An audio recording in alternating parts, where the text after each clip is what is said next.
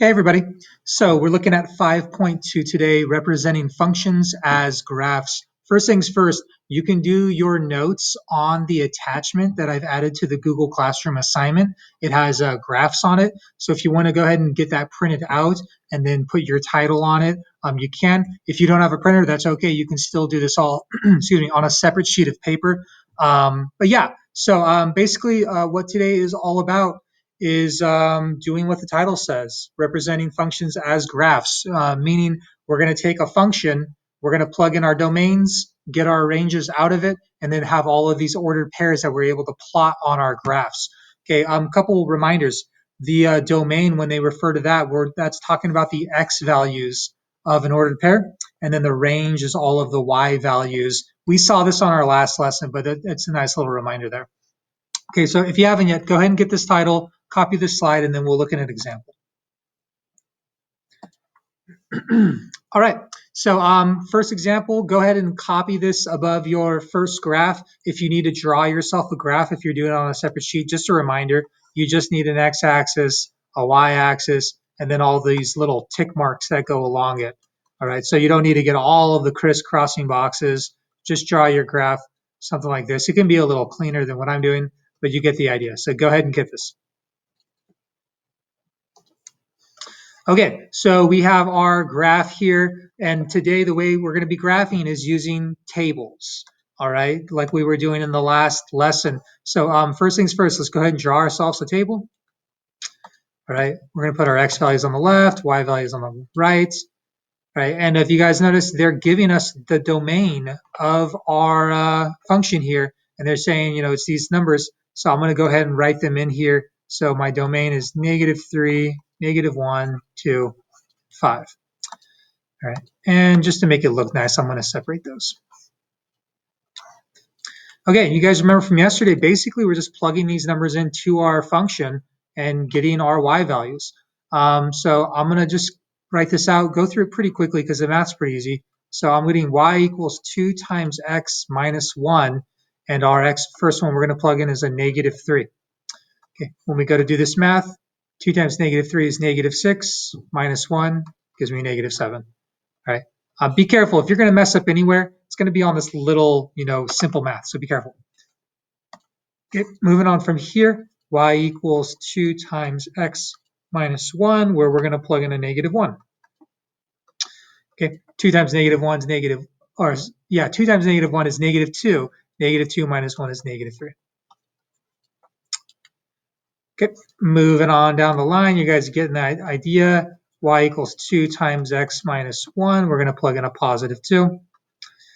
2 times 2 is 4. 4 minus 1. We're getting a 3 for y. Okay, and last thing, y equals 2 times x minus 1, where x is 5. Okay, so 10 minus 1, we're getting a 9. Okay, so yeah, math is really simple, but now what we have is a bunch of ordered pairs, and what we're able to do is plot these points on our graph and actually get a graph that represents our function.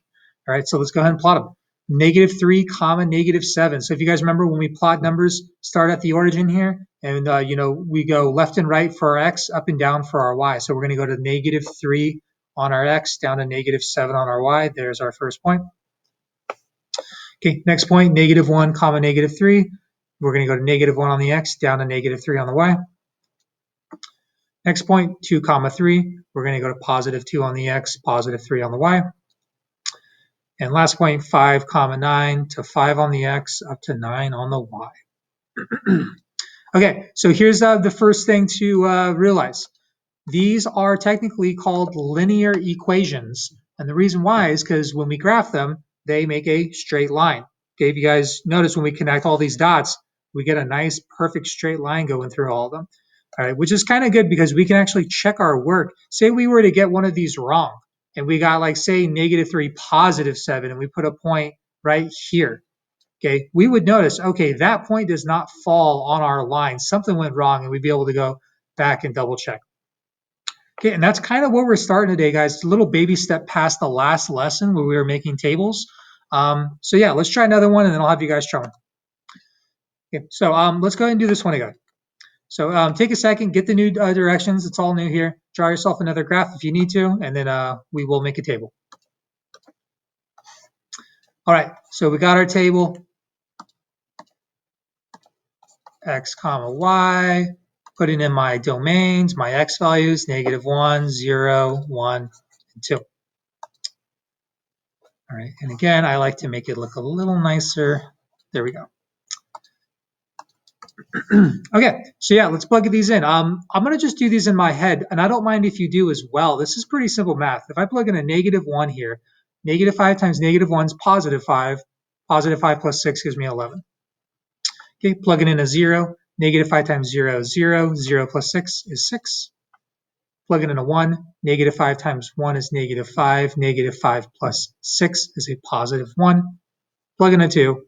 -10 plus 6 would give me a -4.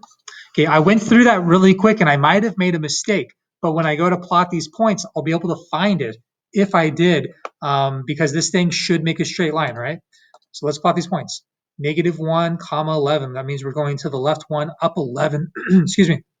If you notice, it falls off our graph. What you might want to do is add an extra little tick there and then show yourself that that's 11. So that's where our point's going. Sometimes your points, when I give you like a generic graph, sometimes they'll fall off it. Okay, next one, 0, comma 6. That means 0 on the x. I'm not going left or right, up to +6 on the y. Okay, next one, 1, comma 1, to the right 1, up 1. 1, comma -4 to the right, sorry, 2, comma -4 to the right 2, down 4. All right, and here's, what I notice, I get a nice straight line, and draw it all the way across the graph, by the way. And yeah, so that tells me, yeah, I got these right. The math is looking good. Okay, so I'm gonna have you guys go ahead and try one on your own. Go ahead and get the new directions, draw yourself another graph, get a table, and then plug in your domains to get your ranges, plot your points. Give it a try. Alrighty, so draw my table real quick. X, Y's. Let's see, 1, 2, 3, 4. I can do better than that. Okay, so we have a -1, 0, 1, and 2 on this. All right, you might have done these in your head, but just double check to see that you get what I got. Plugging in a -1 here, that gives me a 4 plus 2, 6. Plugging in a 0, I get 0 plus 2, 2. Plugging in a 1, I get a -4 plus 2, -2. Plugging in a 2, -8 plus 2, -6. Okay, so -1, +6, 0 on the x, 2 on the y, 1, -2, and 2, -6. Okay, all these points landing on the same line, so I know we're looking good. All right, so yeah, pretty simple stuff here. The last thing we're going to look at, this is just one last slide, is the idea of the vertical line test. All right, so trying to think, you probably don't need to draw this on your notes, though if you printed it out, you can do this with me, but I'm just going to kind of show you what this means. Determine whether the graph represents a function.